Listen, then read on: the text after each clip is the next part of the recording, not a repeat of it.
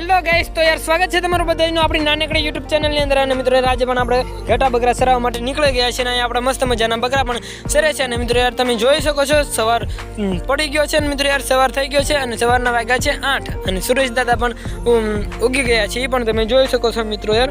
અને આપણે અહીંથી નીકળી ગયા છે ઘેટા બકરા સરાવવા માટે. ત્યારબાદ મિત્રો યાર અહીં તમે જોઈ શકો છો આપણે મસ્ત મજાના બકરા પણ સરી રહ્યા છે ને અહીં એક મંદિર પણ છે, એ પણ તમને ઝૂમ કરીને બતાવી દો. આપણે ઘરની બાજુમાં જ છે મંદિર. તો મિત્રો આવા પ્રકારનો કંઈક આપણો ખારો છે, એ પણ તમે જોઈ લો. પાછળ આપણા બકરા સરે છે અને મિત્રો એના આવી રીતનું કંઈક આપણું હોય છે બકરા સરાવવાનું. અને મિત્રો અહીં તમને મસ્ત મજાની એક વસ્તુ બતાવું, જો તમને ખબર હોય ને આનું નામ તો કમેન્ટ કરીને જણાવી દેજો.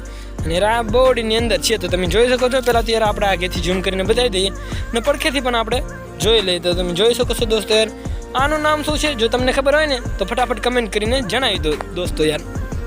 જો મિત્રો યાર તમને આનું નામ ખબર ન હોય તો કાંઈ વાંધો નહીં, હું કહી દઉં. તો મિત્રો યાર આ છે સસલો. આવે જંગલની અંદર મિત્રો યાર આવા ઘણા બધા સસલાઓ રખડતા હોય છે.